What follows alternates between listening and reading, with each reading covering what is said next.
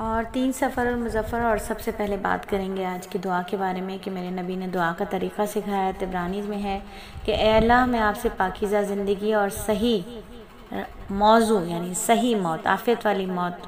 اور دنیا سے ایسی واپسی کا سوال کرتا ہوں جس میں ذلت اور رسوائی نہ ہو۔ تو مختصر سے بات، بہت ہی جامع الفاظ،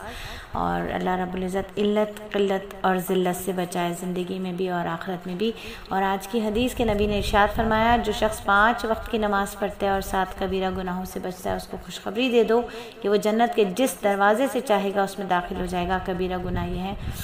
بتا دیے پھر کبیرہ گناہ تقریباً 70 کے قریب بڑے ایسے گناہ ہیں جو معافی کے بغیر معاف ہی نہیں ہوں گے توبہ کے بغیر۔ اور ادب آج کا یہ ہے کہ مجلس میں بیٹھ کر کوئی ایسی بات نہیں کرنا چاہیے جس سے کسی کے لیے طعنے اور برائی کا مطلب نکلے اور کسی کی تحقیر ہو۔ اللہ تعالیٰ نے ایسا کرنے سے منع فرمایا ہے۔ تحقیر کا مطلب ہوتا ہے کسی کو نیچا دکھانا، کسی کی ذلت کرنا، کسی کے ساتھ حقارت والا معاملہ کرنا۔ اور نیکی کے فائدے تو دنیا میں ہی ملنا شروع ہو جاتے ہیں کہ اس کے تمام کاموں کی ذمہ داری اللہ رب العزت لے لیتے ہیں۔ جیسے حدیث قدسی ہے نا کہ ابن آدم تو میرے لیے شروع دن میں 4 رکعت پڑھ لیا کر، دن ختم ہونے تک تیرے سارے کام بنا دوں گا، ترمذی شریف میں ہے۔ اور بڑے گناہوں میں سے ایک یہ ہے کہ کسی کی یتیموں کا مال کھا لیا جائے، خدا کے ساتھ شرک کیا جائے، والدین کی نافرمانی کی جائے، کسی کو جان سے مار ڈالا جائے، پاک دامن عورت پر زنا کی تہمت لگائی جائے،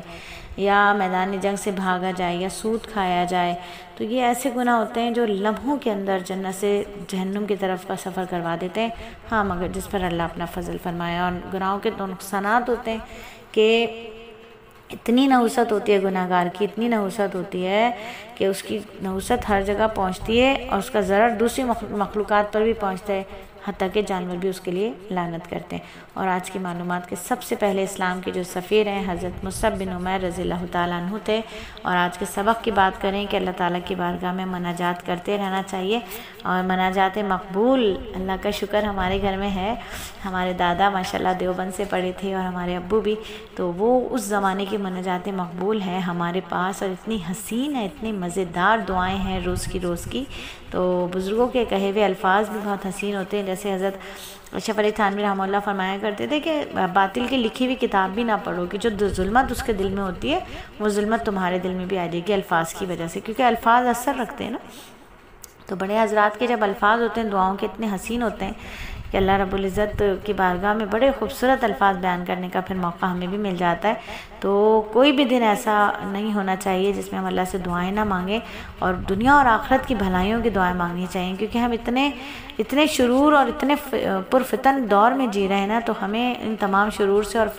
فتنوں سے اللہ سے ہر وقت پناہ مانگتے رہنا چاہیے، روحانی جسمانی امراض سے شفا مانگتے رہنا چاہیے۔ قرآن کی جو تعلیمات ہیں، قرآنی دعائیں جو ہیں، ربنا سے جتنی دعائیں شروع ہوئی ہیں وہ تمام دعائیں ہمیں یاد کرنی چاہیے،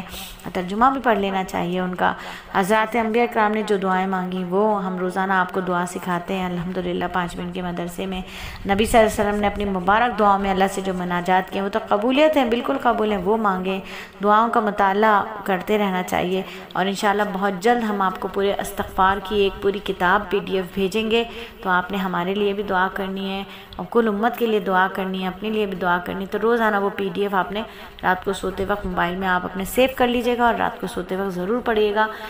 ضرور ان دعاؤں کو مانگیے گا، ہمارے لیے بھی دعا کیجیے گا، اور سلیس اکیڈمی سے جڑے ایک شخص کے لیے، ایک فرد کے لیے دعا کیجیے گا، ہمارے بچوں کے لیے جو بہترین صدقہ جاریہ بنے، اللہ دیر دور تک قبول فرمائے۔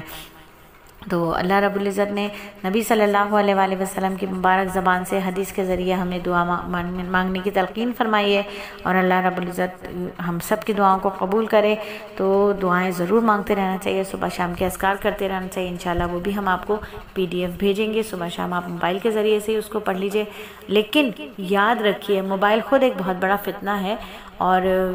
یہ اتنا بڑا گیجٹ ہے کہ اس میں اب ہم نے بینک بھی ڈال دیا ہے اپنا، اس میں ہم نے کتابیں بھی ڈال دی ہیں، قرآن بھی ڈال دیے ہیں، پنسورے بھی ڈال دیے ہیں، اسی کے اندر سب کچھ سیو ہے۔ اور خدا نہ خواستہ باطل نے کسی دن پورا یہ سولر سسٹم ختم کر دیا، پورا یہ موبائل ہمارا بالکل بند ہو گیا، بلینک ہو گیا، تو ہم کیا کریں گے؟ اس لیے اچھی کتابیں اپنے گھروں میں ضرور رکھیں، مصحف ضرور رکھیں، قرآن پاک رکھیں، پنسورے رکھیں۔ لاکھ آپ قرآن پاک اس میں پڑھتے ہوں، اول تو پڑھنا نہیں چاہیے، قرآن پاک کا چھونا ثواب، قرآن پاک کا دیکھنا اتنا ثواب، قرآن پاک کا ادب بہت بڑا ثواب ہے، بڑی برکتیں ہیں، تو ادب کے ساتھ کتابوں کو پڑھنا چاہیے۔ تو اللہ رب العزت مجھے اور آپ کو، ہم سب کو کتابوں سے محبت دل میں ڈال دے ہمارے، کہ ہمیں کیا کام دنیا سے، مدرسہ ہے وطن اپنا، مریں گے ہم کتابوں میں، ورق ہوگا کفن اپنا۔